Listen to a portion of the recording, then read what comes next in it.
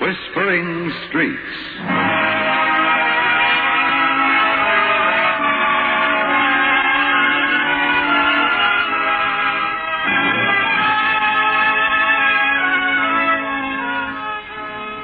And here is Betty Davis.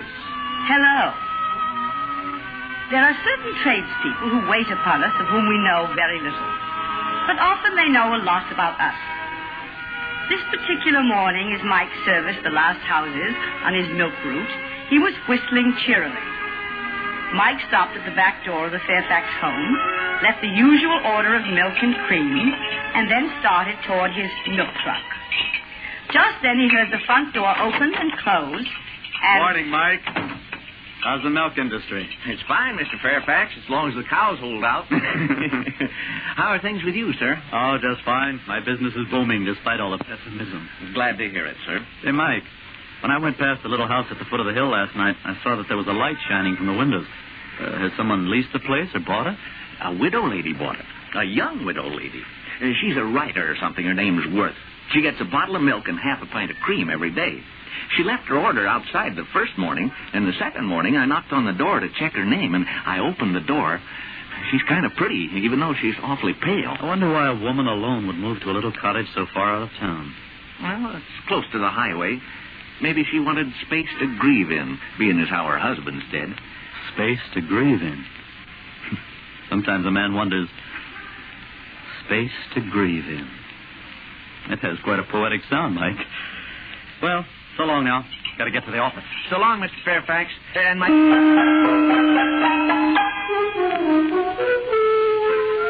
Malcolm Fairfax smiled at Mike, but there was a wistfulness in his smile.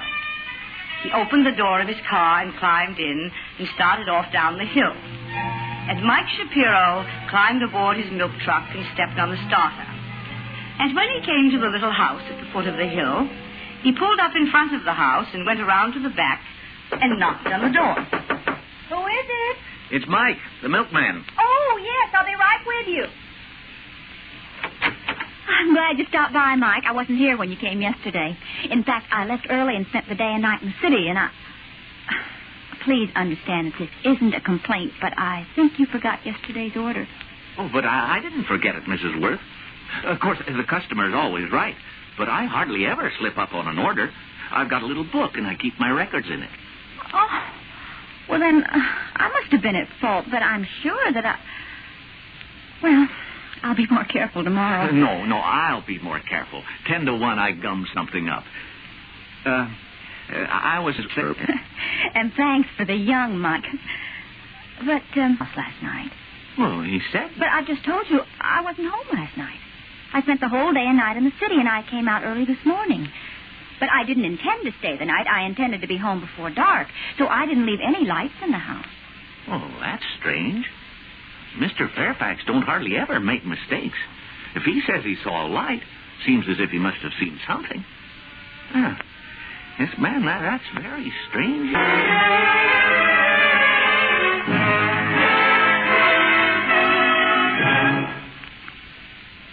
In just a moment, Betty Davis will be back again. But first... From now on, the career serviceman can look forward to his 2 retirement checks at age 65. For upon completing the required number of years of service, he'll be drawing Social Security in addition to military retirement. That's because service in the armed forces now builds credit toward both military and Social Security retirement. This new Social Security coverage also means greater disability insurance and expanded family survivor protection. Servicemen in their 50s or younger will need 10 years of Social Security coverage to qualify for retirement benefits. However, servicemen or women already in their 60s can qualify for Social Security retirement with less than 10 years of coverage. The exact amount of coverage time needed depends on your exact date of birth. Details on coverage time and benefit amounts can be found in Social Security pamphlets, available now in service libraries and reading rooms. Have you investigated your Social Security benefits?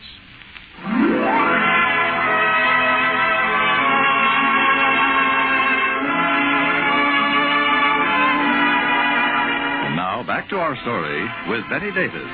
Mrs. Worth, whose first name was Constance, didn't mix with the people in the suburban town. Certain neighbors called on her and found her tapping busily on a typewriter. She was polite but aloof. She explained that she was busy, that she was working on a book, and that she didn't go in much for social things, and that was that. She paid Mike for the milk and cream every Saturday. But when almost a month had gone by, he found her waiting for him as he came up the path with his order. And... Mike, when I'm working hard, I get extremely, well engrossed, and sometimes things slip my mind, even things like eating. But tell me this. Have you delivered the regular amount of milk every day this last week? And the week before? Well, yes, ma'am, I sure have. Oh, the first time, well, I could have made a mistake, but not the times. I put out the usual number of empty bottles. Well, no, ma'am, you haven't. I meant to mention it sometime, but I didn't get around to it. Oh, well, that's very strange. I must have taken to eating glass in my old age. Well, it's unimportant. People can die of eating glass. I was only joking, Mike. Look, tomorrow will you leave me an extra bottle of cream? I have a guest coming for dinner, and he adores deep dish apple pie with whipped cream. Most men like cheese, but he goes for whipped cream. Well, I belong to the whipped cream school myself, Mrs. Worth. And when you find bottles missing, do tell me. That I will. I've missed other things, too, but as I say, I get preoccupied when I'm working hard, and I probably make myself eggnogs, and that's where both the eggs and the milk go. Civilization. Oh. That's why I invited a friend out for dinner. If I don't have some company soon, I'll start to eat with my knife. Or I'll stop eating entirely, and I'll forget to comb my hair and put on lipstick. You do look awful tired, Mrs. Worth, for a fact. Oh, well, that's because I'm coming to the end of the book, and when a writer gets to the end of something, Mike, she starts pyramiding. And time and a great many other things lose their values. I don't suppose you know what I'm getting at. Oh, no, I don't exactly. But you're in one line of work and I'm in another, so I don't expect to understand everything. Well, I'll see you soon, Mrs. Worth, and I won't forget about that extra cream. I think living here alone is doing you in. At my writing pot. Now I'm racing at fever heat. But you don't have to race at fever heat. Darling, if you'd only let me take care of you, I have so much more than we can spend in 100 years. We could go to Europe, to South America, to the Orient. Besides, Gordon, underneath it all, I'm something of a prude.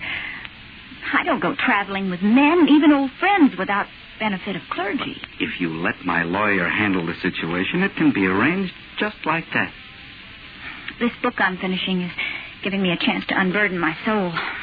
I'm having my heroine say a lot of things I've wanted to say for years. And when it's finished, I'll be able to relax.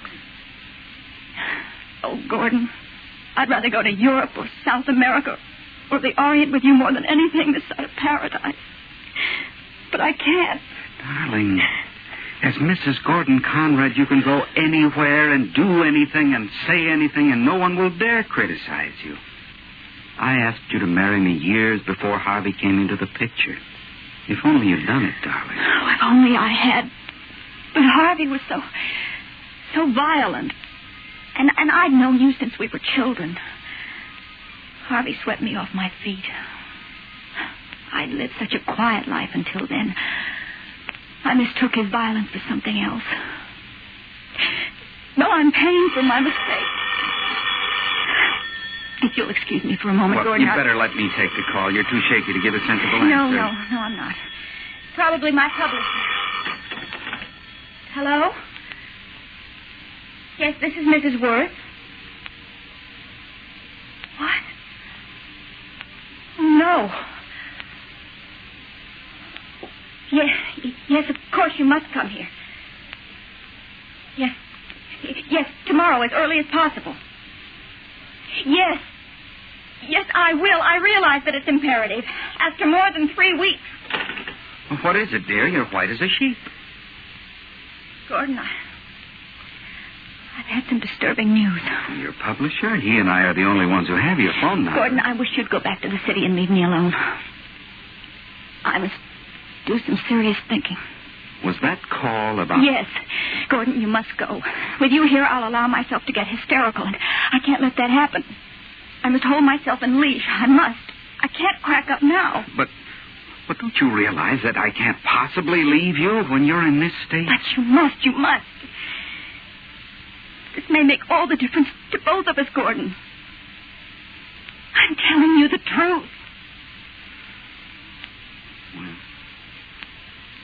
I'll go then, but I'll call you every hour on the hour all night long, Constance. And if you don't answer the phone, I'll know something's wrong, and I'll be here so fast. I'm telling you this. I won't answer the phone, no matter who calls.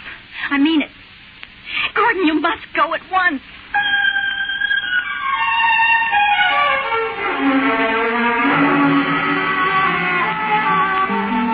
The man who had been seated opposite Constance Worth rose slowly from his place and walked over to the sobbing woman and took her swiftly into his arms and held her close.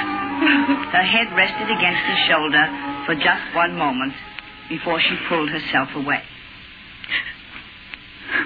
There now. I'm all right again. You can see that I'm under control. Completely under control. Yes, Constance. Just never forget that I love you, darling, and that I always will love you, and that if you ever need me, I'll come to you from the ends of the earth. I'll never forget. And remember, too, that if anything were to happen to you, I couldn't go on. There wouldn't be anything left for me in the whole world. Nothing will happen to me. I'll do my thinking tonight. I'll do my talking tomorrow. And tomorrow night... Yes, tomorrow night. I may have something to tell you. But I'm not sure yet. I'll call you at your office around 5.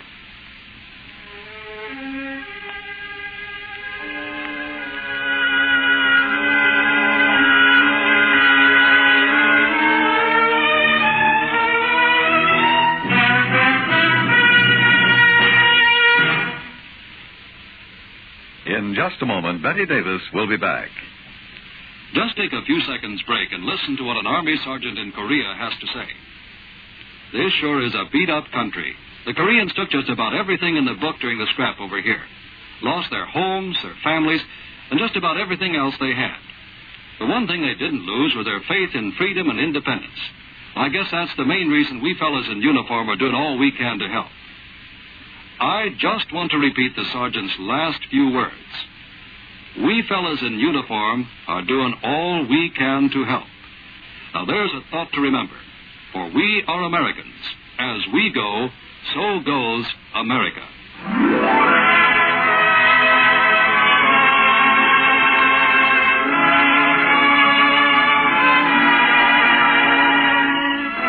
And now back to our story with Betty Davis.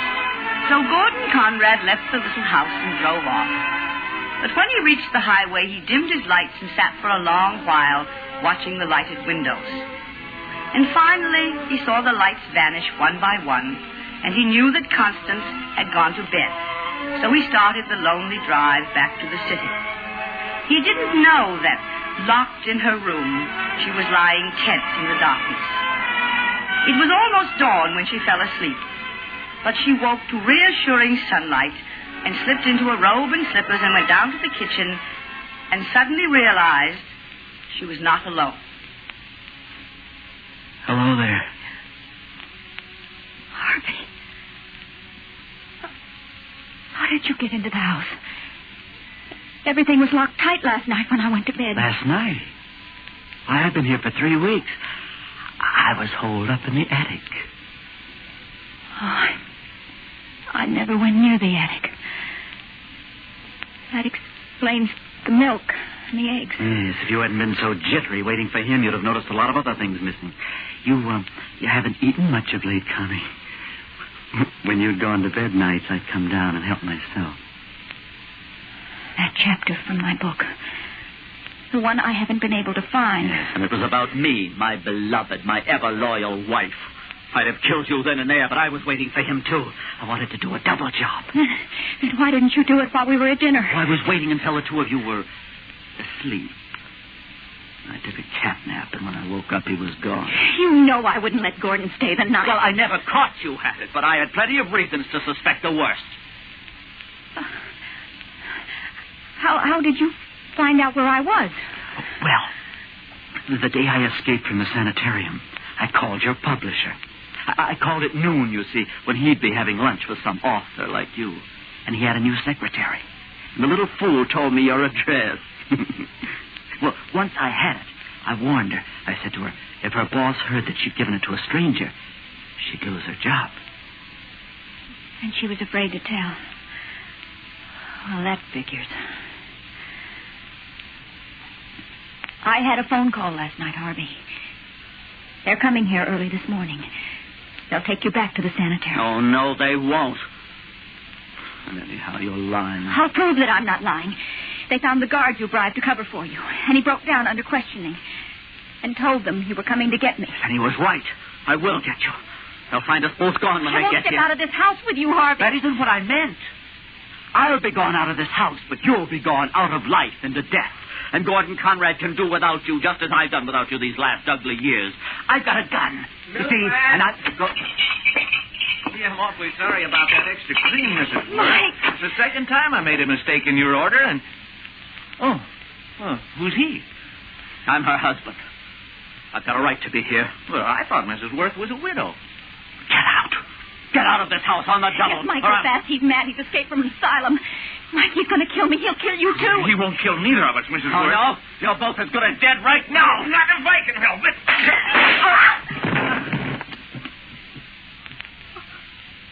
Mike, are you shot? No, ma'am. A bullet went up through the ceiling. But he's out like a ton of bricks. A quart bottle full of milk's a mighty fine weapon when it hits you in the head. Oh, we must tie him up before he comes to. He's dangerous. Well, I don't reckon you'll have to tie him up, Mrs. Worth. When he fell, the back of his head hit the stove, and... Mrs. Worth, you're fainting.